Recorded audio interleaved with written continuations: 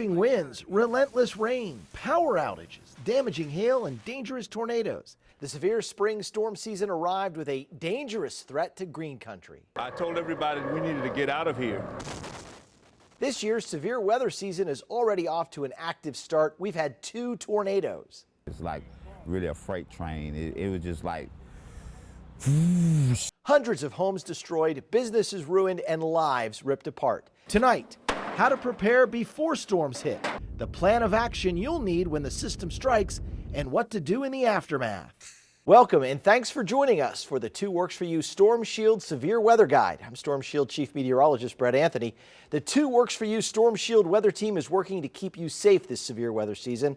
Our experienced meteorologists, elite storm chasers, and reporters are working together to show you where storms are brewing, what you can do to protect yourself, what the systems look like on the ground, as well as the impact some will leave behind.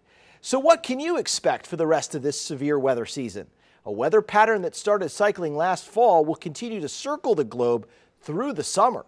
We've already experienced severe weather this spring, including 2 tornadoes on March 30th. Will we continue to see severe weather setups later this month and in May? The short answer is yes, but how do we know? A forecast tool called the Lezak Recurring Cycle Theory. What's that? Let's let the theory's founder explain. The weather pattern sets up in the fall and it cycles through the winter and the spring and the summer. So this spring, the weather pattern we're about to experience this spring with severe weather risks is the same weather pattern we just went through this winter. For instance, look at a storm that brought us rain on January 21st, and then look at that same storm when it returned the weekend of March 11th. This storm repeated roughly 50 days apart. If we go forward 50 days, a version of this storm will repeat around May 2nd, and next time, it could be a severe weather outbreak in the Midwest. Brett has that knowledge, and Brett can let you guys know when we are most likely to have severe thunderstorms. Coming up in the next half hour, we will look at some specific dates where severe weather setups could lead to severe thunderstorms and maybe even tornadoes. Tornadoes can hit at any time, so you should always be prepared. A month ago, on March 30th, 2 tornadoes ripped through North Tulsa. 7 people were hurt, nearly 400 homes and businesses were affected. Recovery efforts are still underway. Stormshield meteorologist Kirsten Horn takes a look at the progress so far. It has been 1 month since an EF2 tornado ripped through parts of North Tulsa.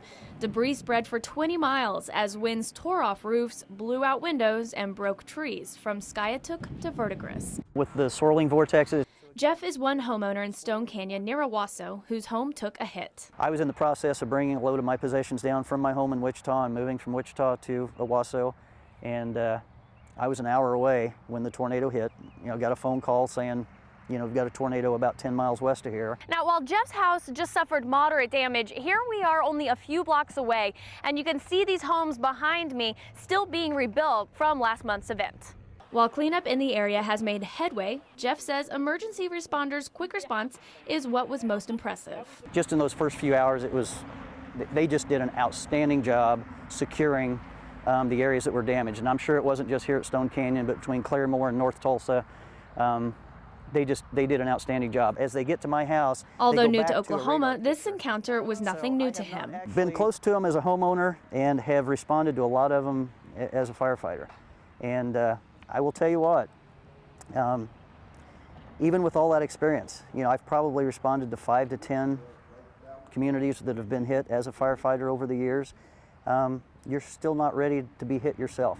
No matter how many times you've helped others, when it happens to you, it's still, it's just a different event. Stormshield meteorologist Kirsten Horn, 2 Works For You. The 2 tornadoes that tore through green country were on the ground for nearly an hour, with winds up to 130 miles an hour. We've mapped out the paths that both took. Log on to KJRH.com and view our maps. Last year, a tornado slammed West Tulsa, damaging Aim High Academy. The winds ripped off the roof while students cowered inside.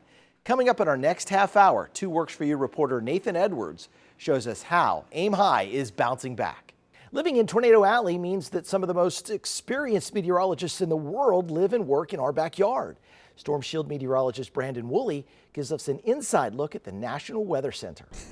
We're here in Norman, Oklahoma at the National Weather Center, which houses the Storm Prediction Center, Oklahoma City's National Weather Service, and OU's meteorology program. And it's the nerve center for all things severe weather in terms of forecasting across the entire country. And we got you a VIP tour, so let's go take a look.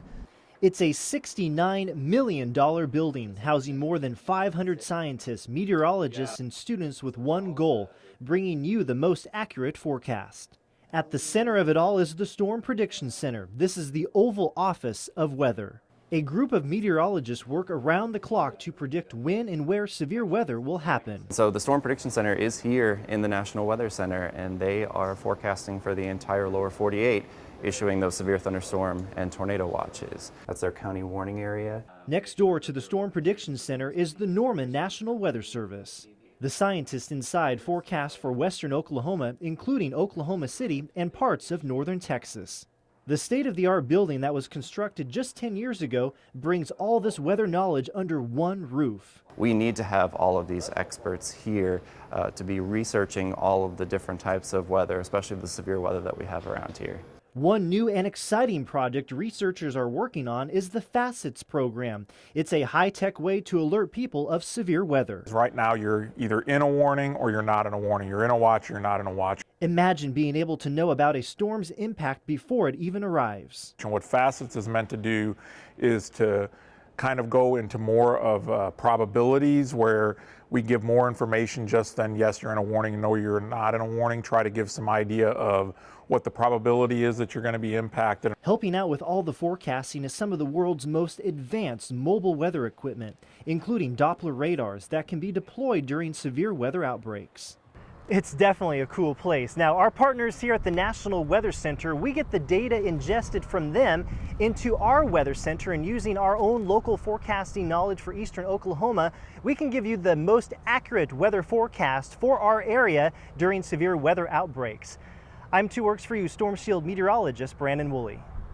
If you want to see the National Weather Center in person, Brandon tells us they offer weekly tours free of charge. Just visit their website for more information. Severe weather can strike at any time of day. The tornadoes, it's pretty frightening at times. Straight ahead on the Severe Storm Weather Guide, a look at how schools are working to keep your kids safe from inclement weather. And from tornado watches to tornado warnings, 2 Works for You shows you the difference so you can be prepared this severe storm season.